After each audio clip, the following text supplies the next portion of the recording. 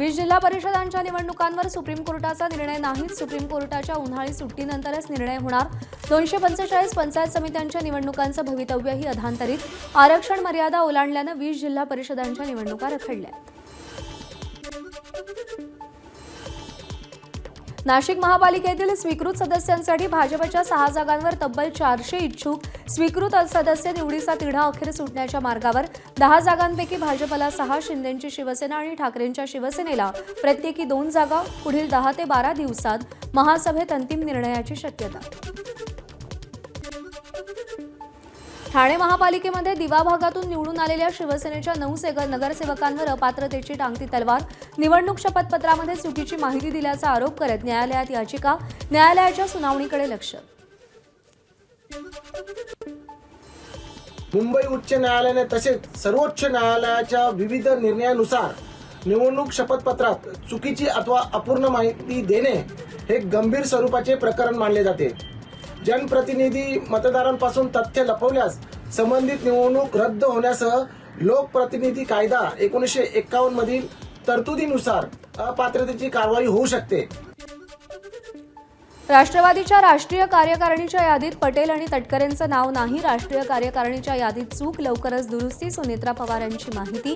तर पत्रात general secretary म्हणून पार्थ आणि जय पवारांच्या नावांचा उल्लेख. उद्धव ठाकरेंच्या शिवसेनेकडून परभणीमध्ये खासदार संजय जाधव यांना एकाकी पाडण्याचा प्रयत्न. उद्धव ठाकरेंच्या शिवसेनेची जिल्ह्याची कार्यकारिणी बदलली. जिल्ह्यातील सर्व पदांवरती नव्या नेत्यांची नियुक्ती. खासदार संजय जाधव पक्ष सोडणार असल्याच्या चर्चेमुळे ठाकरेंच्या शिवसेनेत अंतर्गत कलह.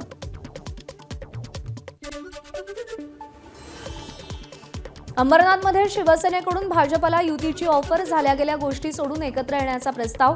शहराच्या विकासासाठी जुने वाद विसरण्याचे माजी नगराध्यक्ष सुनील चौधरी यांचं आवाहन.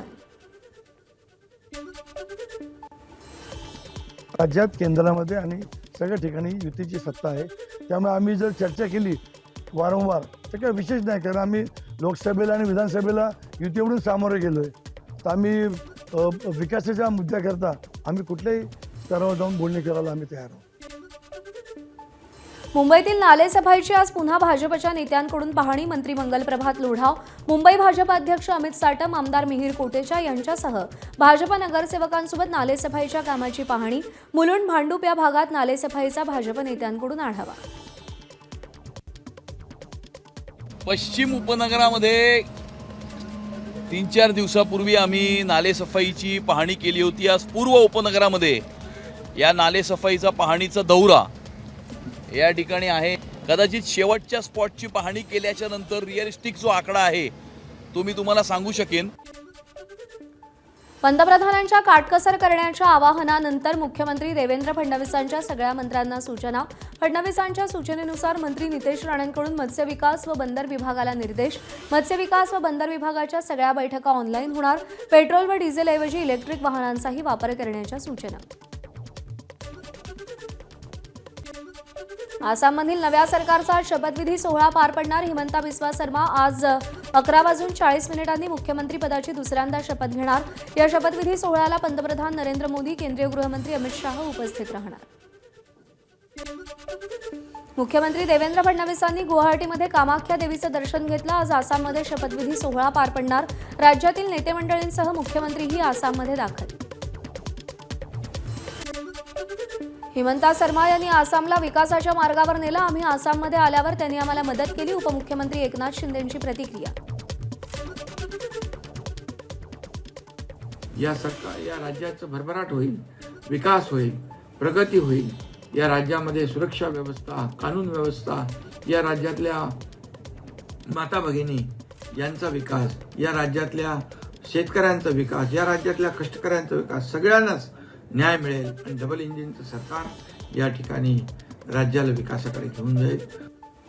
उपमुख्यमंत्री सुनेत्रा पवार यांचं गुवाहाटी विमानतळावर कार्यकर्त्यांकडून स्वागत. त्यानंतर सुनेत्रा पवार आणि राष्ट्रवादीच्या नेत्यांनी कामाख्या देवीचं दर्शन घेतलं. पश्चिम बंगालमध्ये निवडणूक अधिकारी बनले मुख्य सचिव. मुख्यमंत्री शुभेंदू अधिकारींकडून मनोज अग्रवाल यांची नियुक्ती. अग्रवाल हे 1993च्या तुकडीचे IAS अधिकारी. SIR मध्ये 93 लाख मतं वगळल्यानं अग्रवाल टीकेचे धनी बनले होते. तमिळनाडूचे मुख्यमंत्री विजय यांचा निर्णयांचा धडाका. शाळा, कॉलेजेस, बसथांब्यांजवळची दारू दुकानं हटवण्याचे आदेश. 2 आठवड्यात दारू दुकानं हटवण्याची सूचना. 717 सरकारी परवाने असलेल्या दारू दुकानांवर कारवाई. केरळमध्ये मुख्यमंत्री पदाबाबत काँग्रेसचा तिढा अजूनही सुटलेला नाही. काँग्रेसच्या केरळमधील वरिष्ठ नेत्यांची आज दिल्लीमध्ये राहुल गांधींसोबत बैठक. मल्लिकार्जुन खरगेही दिल्लीत दाखल होणार. आज मुख्यमंत्री पदाच्या नावावर एकमत होण्याची शक्यता. पंतप्रधान नरेंद्र मोदी यांची पुन्हा परदेशवारी. 15 मे पासून 4 युरोपीय देशांच्या दौऱ्यावर जाणार. UAE-मधून मोदी युरोपच्या दौऱ्यासाठी रवाना होणार. नेदरलँड, स्वीडन, नॉर्वे आणि इटलीचा मोदी दौरा करणार. नाशिकमधील लैंगिक अत्याचार आणि धर्मांतर प्रकरणी मतीन पटेल यांची पालिकेच्या नोटीसीविरोधात कोर्टात धाव. पालिकेनं दिलेली 3 दिवसांची नोटीस बेकायदेशीर असल्याचा दावा. कारवाईला स्थगिती आणि मुदतवाढ देण्याची मागणी. फरार निदा खानला आश्रय दिल्याचा मतीन पटेलांवर ठपका. TCS प्रकरणातील आरोपींच्या जामीन अर्जावरती आज पुन्हा सुनावणी. रजा मेमन, शफी शेख, अश्विनी चेनानी, तौसिफ शेख, दानिश शेख, शाहरुख कुरेशी या आरोपींच्या जामीन अर्जावरती आज सुनावणी पार पडली. भोंदू अशोक खरातच्या अडचणीमध्ये वाढ. ईडी लवकरच भोंदू अशोक खरातचा ताबा घेणार. 18 मे रोजी खरातचा विशेष PMLA कोर्टासमोर त्याला हजर करण्याचे आदेश.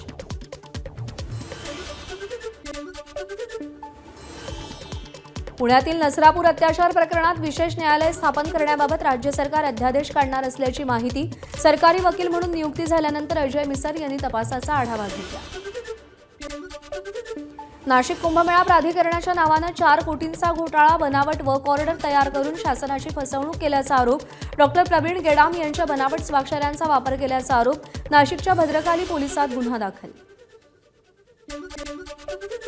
नाशिकमधील म्हाडा घोटाळ्यात बिल्डरांच्या फायद्यासाठी नियमांना खो दिल्याचं तपासातून उघड. नगररचना विभागाचे कल्पेश पाटील आणि भूमी अभिलेखचे विपिन काजळे यांना 13 मे पर्यंत पोलीस कोठडी. काजळे यांच्या कार्यालयातून बोगस रबरी स्टॅम्प, शिक्के आणि नकाशे जप्त. पनवेलमधील झुडिओ शोरूममध्ये मराठी पाट्या नाहीत. मराठी नाव लिहिण्याचे शासनाचे नियम असूनही मराठी नामफलक नाही. दुकानातील सूचनाही मराठीत नाहीत. कर्मचाऱ्यांच्या टी-शर्टवर 15 भाषांमध्ये नावं पण मराठीत नाही. मराठी एकीकरण समितीचं झुडिओला निवेदन. मराठीला स्थान न दिल्यास योग्य कारवाईचा इशारा. रायगडमधील रेवदंडा मुरुड मार्गावर रस्ते कामात बालकामगारांचा सर्रास वापर. मनसेकडून व्हिडिओ करत ठेकेदारांची पोलखोल. रात्रीमध्ये बालकामगारांना घेऊन कामं सुरू करण्याचा धक्कादायक प्रकार. ठेकेदारावर कारवाई करण्याची मागणी.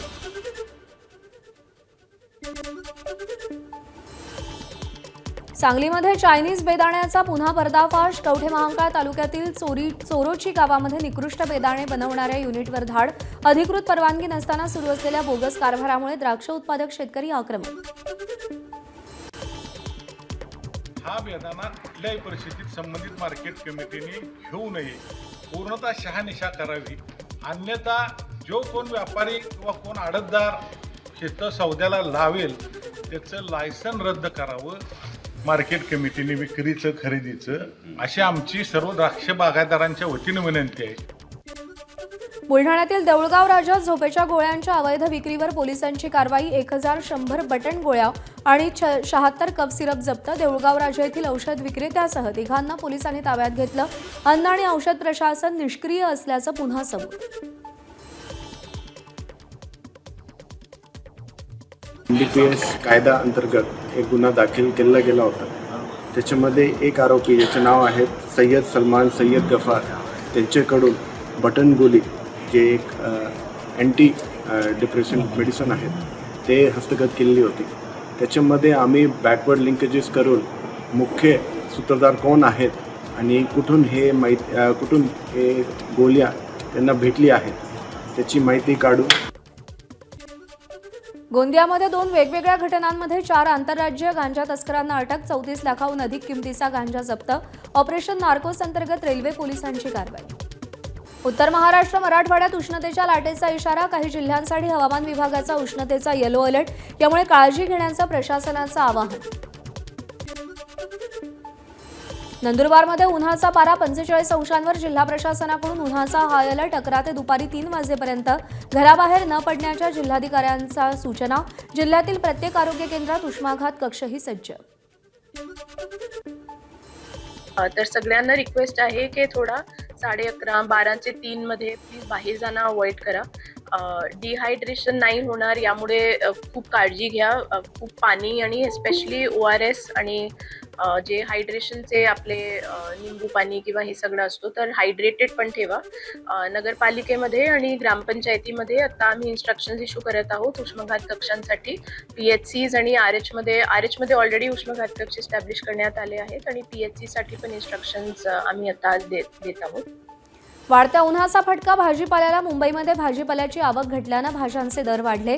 फरसबी 250 रुपये किलो तर कोथिंबीरची जुडी 50 रुपयांवर, गवार 100 रुपये किलोवरती.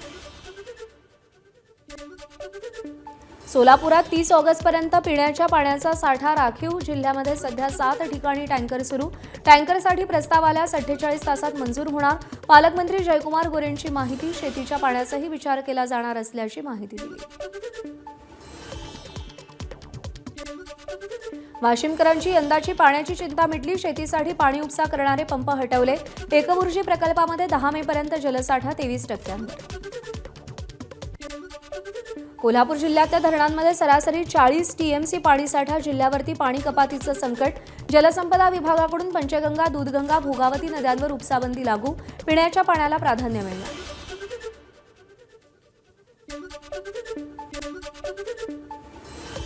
कोयना धरणाच्या शिवसागर जलाशयातील पाणी पातळी घटली. धरणातील पाणी कमी झाल्यानं गावं, जुनी घरं, दगडी पूल, बामणोलीची जुनी बाजारपेठ आणि दळणवळणाची साधनं दिसू लागली. धरणात सध्या फक्त 26 TMC एवढाच पाणीसाठा शिल्लक.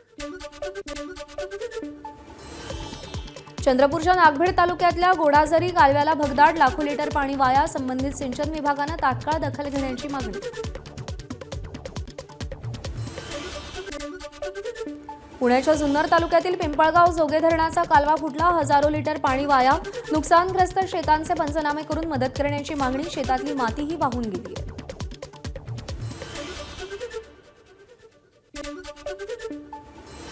राज्यात यंदा 10 कोटी 45 लाख टन ऊसाचं गाळप. गेल्या वर्षीच्या तुलनेत 192 कोटी मेट्रिक टन जास्त गाळप. 99 लाख टन साखर निर्मिती होणार.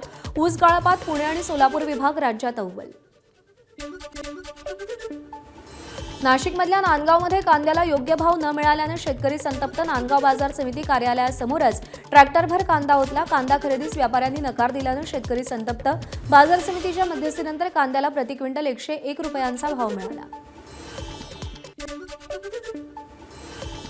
धुळे कृषी उत्पन्न बाजार समितीत कांद्याची आणि ज्वारीची आवक वाढली. कांद्याला 700 रुपये क्विंटल तर ज्वारीला केवळ 2000 रुपये इतका भाव. कांद्याला किमान 2000 तर ज्वारीला 3000चा भाव मिळावा. शेतकऱ्यांची मागणी. बुलढाणा बाजारामध्ये सोयाबीनला झळाळी. शेतकऱ्यांनी सोयाबीन कमी भावात विक्री केल्यानंतर आता बाजारात तेजी. सोयाबीन 7200 रुपये क्विंटलवर. दरवाढीचा खरा फायदा नेमका कोणाला? शेतकऱ्यांचा सवाल.